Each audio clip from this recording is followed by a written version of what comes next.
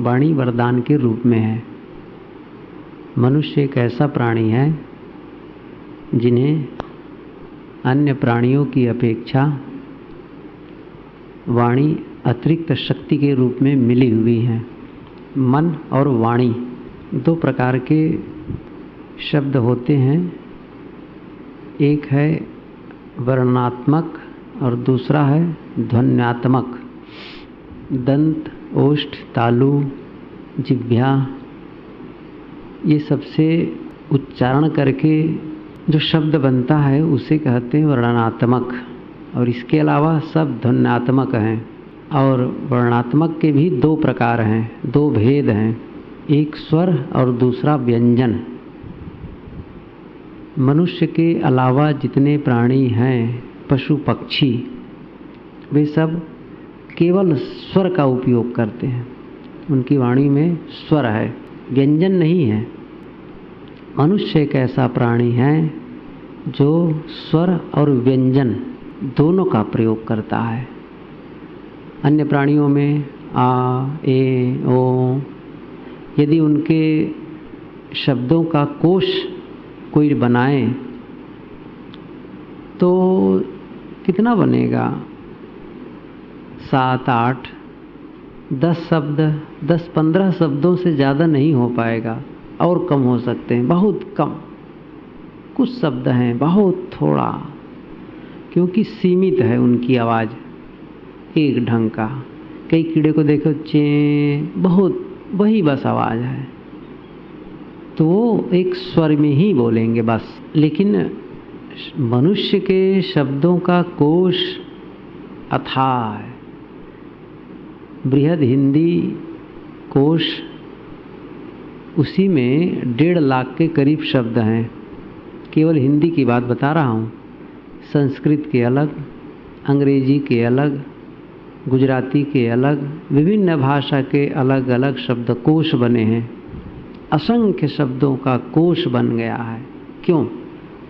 क्योंकि ये स्वर का भी प्रयोग करता है, अ, आ, ई, और साथ साथ क, ख, ग, अंगा, ऐसा करके 12 खड़ी पूरे व्यंजन का भी प्रयोग करता है, और इसीलिए ये वर्णनात्मक शब्दों का प्रयोग करता है। ये इसे प्रकृति की ओर से वरदान में मिली है। गलती हमसे कब होती है? जब इसका दुरुपयोग करने लगते हैं, अति करने लगते हैं। मेरा संदर्भ यहाँ पर यह है कि वाणी का संयम ध्यान शिविर के समय क्यों? ध्यान में मन के ऊपर साधना होती है, मन के लिए, कि मन को संयमित करना है और मन को शांत कर देना है। शुरू के दिन ही मैं कहा था कि ध्यान क्या है? मन का कुछ न करना, कुछ न सोचना, कुछ न करना ध्यान है। हम जब ध्यान में बैठते हैं तो शरीर से कुछ नहीं करते, शांत। वाणी भी मौन, वाणी से भी नहीं करते। एक काम मन का रह जाता है, मन से करते हैं, और मन का करना ही सब कुछ हो जाता है। आदमी मन से सोचते सोचते तनावग्रसित हो जाता है, पसीना पसीना हो जाता है, कांपने लगता है। मन का बहुत प्रभाव शरीर पर पड़ता है, उत्तेजना में आ जाता है, इंद्रियां उत्तेजित हो जाती हैं। क्यों? क्योंकि मन में सोच रहा है। तो मन का कर्म अन्य कर्मों के मूल में है। इसलिए मन का संयम, साहब ने जो कहा है, एक साधे सब साधिया, सब साधे एक जाए, जैसे सींचे मूल को फूले फले अघाए, एक मन को साध लिया। तो मन की साधना की बात, मन को संयम करने की बात कही जाती है, मन को अमन करने की बात कही जाती है। वाणी की क्या आवश्यकता है? यदि आप गहराई में उतर कर देखें तो मन और वाणी अलग अलग नहीं है। मन वाणी है, वाणी मन है। मन है क्या? मैंने वाणी के विषय में कहा, मन पर सोचे। मन है स्मृति, कल्पना, चिंतन और मनन। मन का आभास, मन की अनुभूति कब? जब हम कोई चिंतन में होते हैं, कोई कल्पना करते हैं, किसी स्मृति में लगे रहते हैं, मनन करते हैं, तब मन है। अन्यथा इसके अभाव में क्या हो सकता है? चिंतन, मनन, कल्पना, स्मृति, चाहे जो कहो, क्या ये भाषा से, शब्दों से अलग है? कोई भी ऐसी स्मृति नहीं है जिनमें शब्दों का संग्रह न हो, ख्यालात न हो। गुरुदेव जी इसीलिए बार बार कहा करते हैं कि नाम और रूप, यादगिरियों में नाम और रूप आते हैं। हम बैठे हैं सड़क, तो सड़क की आकृति दिखेगी और सड़क का ये शब्द आ जाएंगे। शब्द तो आएंगे ही। स्मृतियों में भाषा, कोई हिंदी भाषा भाषी जानने वाला है तो वो हिंदी में सोचेगा, उनकी शब्दावलियाँ हिंदी भाषा की होंगी। अंग्रेजी वाला अंग्रेजी में सोचेगा, गुजराती वाला गुजराती में सोचेगा। तो भाषा है ना, उसमें शब्द है। मन में शब्द पिरोए हुए हैं। मन को शब्दों से सर्वथा अलग कर ही नहीं सकते हैं, बस वही है। तो और वाणी क्या है? उसी का उच्चारण। मन ही वाणी है, अलग नहीं है। इसलिए वाणी का संयम ये बाह्य संयम है। बाह्य संयम नहीं करेंगे तो आंतरिक संयम कैसे होगा? जोर इसलिए है, ऊपर से हम मौन नहीं हो पाएंगे तो भीतर से मौन कैसे हो पाएंगे? हम लोग असफल होते हैं इसीलिए। ध्यान शिविरों में भी हम लोग आकर साधना करते हैं और करते करते भी असफल हो जाते हैं। असफल का मतलब अपेक्षित सफलता जो हमें होना चाहिए, ऐसा क्यों नहीं? कारण यही है, हम संयम का पालन नहीं करते हैं, इसीलिए अटक जाते हैं। तो मैं ये कह रहा था कि मन और वाणी दोनों अलग अलग नहीं है। कैसे इसका विभाजन करें? लेकिन है ज़रूर। मन को मन कहते हैं। आखिर में कर्मों के 3 माध्यम, मन, वाणी, कर्म, ये कहा जाता है। अलग अलग इसका विधान है, विभाजन है, थोड़ा अंतर है। अंतर कैसे करें? मन को हम कह सकते हैं मूक वाणी। जब वाणी मूक होती है, भाषा जब मूक होती है तब उसे हम मन कहते हैं, और जब मन मुखर होता है तब उसे हम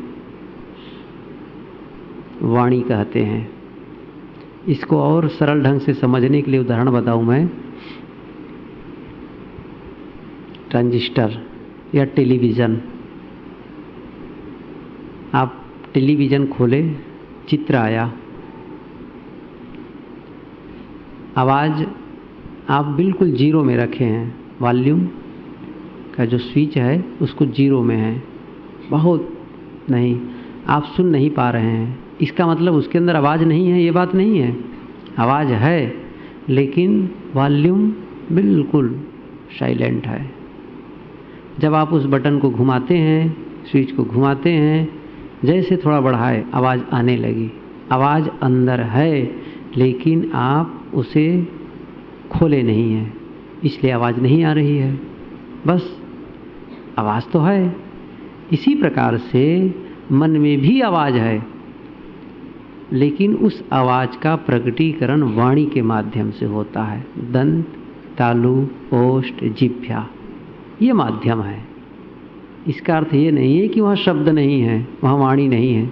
वाणी है, मूक रूप में है, सूक्ष्म रूप में है, और उसी का विस्तार हो गया। इसलिए बाह्य संयम की आवश्यकता है आंतर संयम के लिए।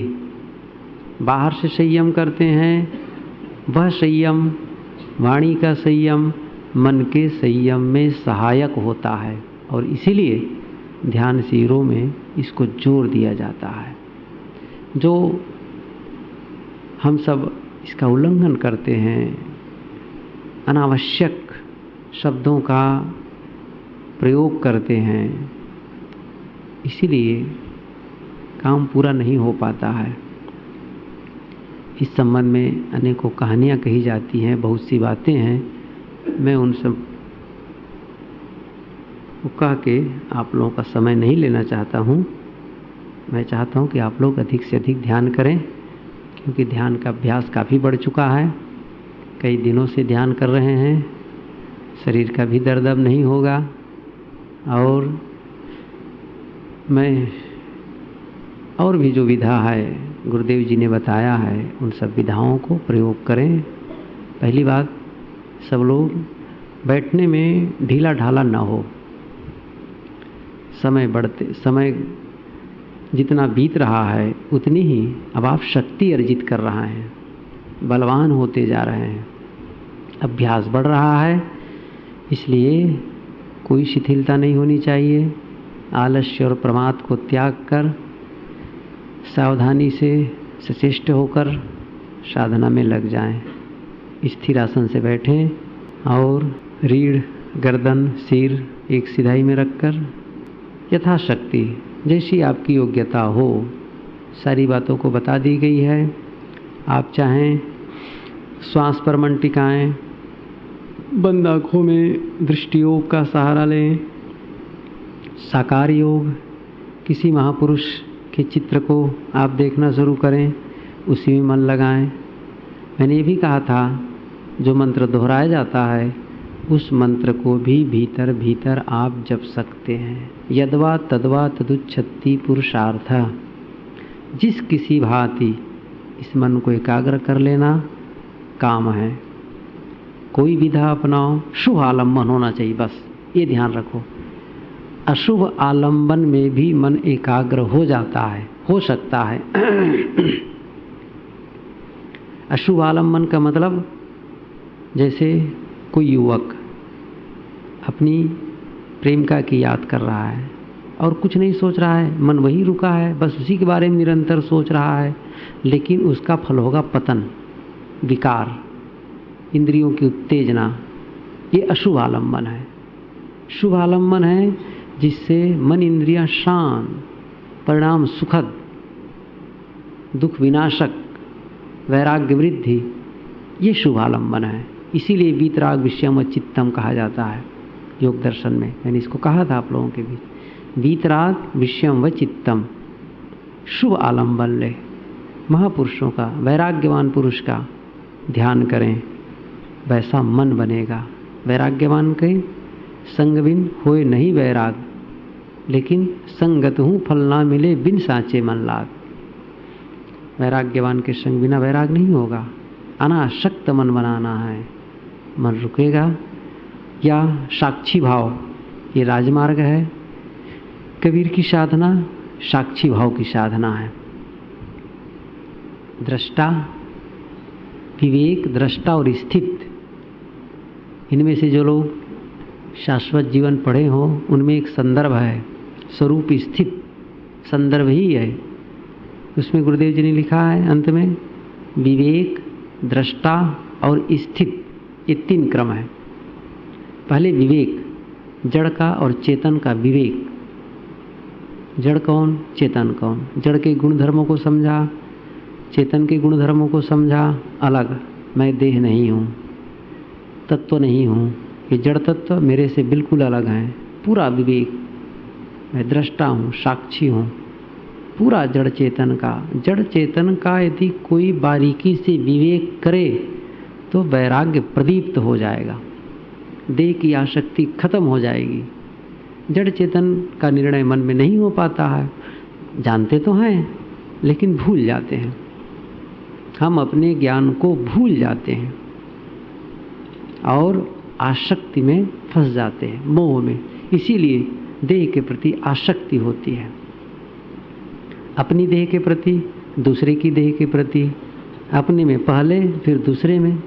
और ये भोलापन, और इसी से मन मूर्छित होता है और अकरणी करता है फिर। इसलिए जड़ चेतन क्या है?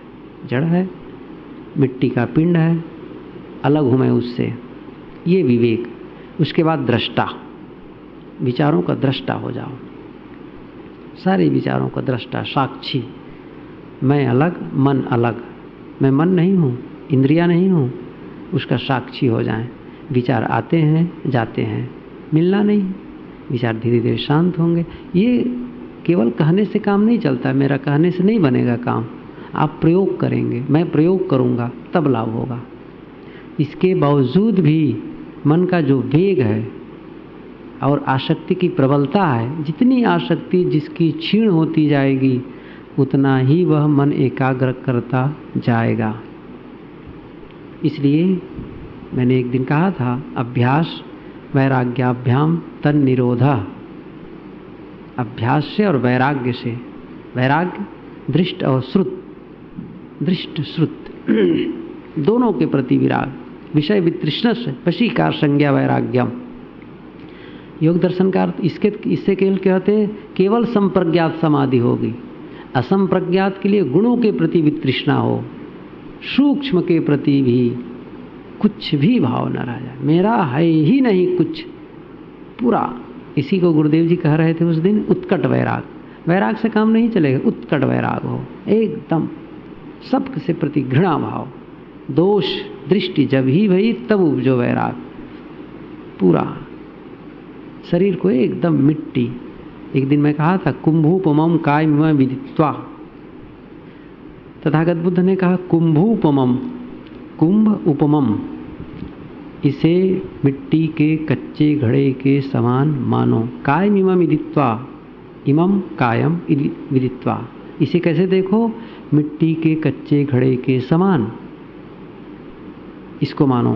कितना वैराग भरा है इसमें, मिट्टी के कच्चे घड़े के समान फूट जाएगा। यह तन कांचा कुंभ है, लिए फिरे थे साथ, टपका लागा फूट गया, कछु ना आया हाथ। साहब की भाषा बिल्कुल सीधी सपाट सरल, वो पाली भाषा में बात वही है। नगरूपमम चित्तमिदम ठपेत्वा, नगरूपमम नगर उपमम, चित्तमिदम, इदम चित्तम, इस चित्त को नगर के समान। जैसे नगर में चारों तरफ परकोटा होता है, किला होता है, वहाँ रहने वाला सुरक्षित।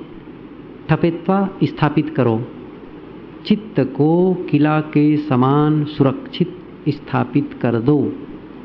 चित्त के चारों ओर तरफ इतनी सुरक्षा, चारों तरफ ऐसे किला का निर्माण कर दो कि सारे घात प्रतिघात हमें स्पर्श न कर पाए, सारा द्वंद से अलग। ये चित्त की दशा, इतनी मजबूत चित्त हो जाए, इतना मजबूत हो जाए कि उसमें घात प्रतिघात से वह प्रभावित नहीं होगा, विचलित नहीं होगा। नगरूपमम चित्तमिदम। फिर कहते हैं योधेत मारम, पैया युधेन, युद्ध करो। मैंने एक दिन कहा था कि सभी साधकों को योद्धा होना पड़ेगा, लड़ाकू। किससे? मन से, इंद्रियों से। योधेत मारम, मारम अकुशल वृत्तियों की साकार मूर्ति, ये पाली भाषा में। मार का मतलब हत्या, ये संस्कृत में है, मार दिया, पीट दिया। लेकिन पाली में मार का मतलब है अकुशल वृत्तियों की साकार मूर्ति। कुल मिलाकर के काम मोह, सारे मनोविकार, उससे युद्ध करो। योधेत मारम, किससे युद्ध करो? पैया युधेन, पैया के आयुध से, प्रज्ञा के आयुध, शस्त्र। कौन सा शस्त्र हो? प्रज्ञा के, प्रज्ञा के शस्त्र से, ज्ञान के शस्त्र से। कबीर साहब भी यही कहते हैं, प्रज्ञा के शस्त्र के बिना कोई लड़ाई लड़े कैसे पकड़ पाएगा? ज्ञान खड्ग बिन सब जग जूझे, पकड़ न काहू पाई। साहब कितनी अच्छी बात कहते हैं। ज्ञान खड्ग, वही ज्ञान की तलवार तथागत बुद्ध ने कहा, पैया युधेन। फिर जितम, जीत जाओ। जब उस मार से जीत जाओगे, काम विकारों को जीत लिए, चरखे और फिर रक्षा करो। ये नहीं है कि आप दुश्मन को जीत लिया और निर्भय हो गए, स्वतंत्र निश्चिंत हो गए। रक्षा करो अपनी जीत की। उसके बाद अनिवेशनो सिया, फिर से कहीं आसक्त न हो। अनिवेशनो सिया, कहीं निवेश न करो, कहीं मोह न हो, कहीं आसक्त न हो। एक बड़े सिस्टम से उन्होंने कहा है कैसी साधना की आरंभ। पहले वैराग्य बताते हैं, मन की स्थिरता को बताते हैं, मन की मजबूती करने को बताते हैं, फिर काम विकारों से युद्ध करने की बात, युद्ध के लिए वो शस्त्र भी बताते हैं, इससे युद्ध करो। और जीतने के बाद लापरवाही नहीं, असावधानी नहीं, प्रमाद में नहीं, पूरी सावधानी, और फिर से आसक्त न होने के लिए जोर देते हैं। ये साधना का क्रम है। हम सभी इसी के लिए बैठे हैं। उसी मन से युद्ध करना है। उसी मन को, जिस मन के सहारे हम आए हैं, वो मन मित्र हो जाएगा। जो मन हमें भटका रहा है वह साधना करते करते हमारा मित्र हो जाएगा। पहले यह मन काक था, करता जीवन घात, अब तो मन हंसा भया, मोती चुन चुन खात। साधक की अपरिपक्व अवस्था में उसको कहता है, यह मन काक था, कौवा बना था, जीवन का घात करता था, लेकिन साधना करते करते यही मन, अब तो मन हंसा भया, मोती चुन चुन खात, ज्ञान की मोती चुन चुन कर खा रहा है, बड़ा सहायक हो गया। इस अपने मन को मित्र बनाना है, साधना में सहायक बनाना है। उसी के माध्यम से हम मन को जीतेंगे।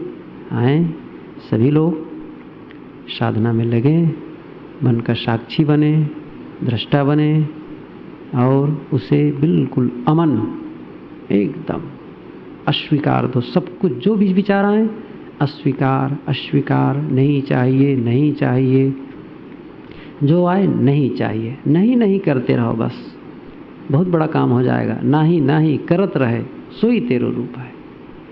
नहीं, बस जो आए नहीं चाहिए, नहीं नहीं नहीं, ये वैराग की साधना है। चाहिए वो तो है ही है, जीव कहीं से लाना है, मोक्ष कहीं से लाना है, बस गलत को स्वीकार रहे हैं, उसको अस्वीकार दें। सत्य का निर्माण नहीं करना है, सत्य लाना नहीं है, असत्य का जो निर्माण कर रहे हैं उसको बंद कर देना है। सत्य अपना स्वरूप है, इसलिए शांत, अस्वीकार दे मन को। कुछ सेकंड के लिए भी यह स्थिति आएगी तो बड़ा काम बनेगा। कुछ मिनट के लिए भी यह स्थिति आएगी, वह फिर आपको खींचेगा, बहुत सुकून मिलेगा मन को, हल्का, तनाव रहित, शांत। तनाव बिल्कुल ना हो, मन में ऐसा न लगे कि हम ये सब करते हैं तो जोर डालते हैं, बोझ लगता हो, नहीं नहीं, तब तो गड़बड़ हो गया। मस्तिष्क में किसी प्रकार भार न लगे, एकदम रिलैक्स, हल्का, शीतल। उसको जबरदस्ती करेंगे तो गड़बड़ हो जाएगा। साक्षी भाव में जबरदस्ती नहीं किया जाता है, देखा जाता है। मैंने कहा था, मन को जैसे देखना शुरू करेंगे मन मौन हो जाएगा। ये बात अलग है कि यह अवस्था बहुत देर तक नहीं टिकती है, लेकिन वो अभ्यास की कमी है, हम सबके अभ्यास की कमी है। इस अभ्यास को बढ़ाना है, इस शक्ति को बढ़ाना है, ताकि हम देर तक बिना सोचे रह सकें। और पूरी सफलता है, बैठे शांत, बिना सोचे हैं।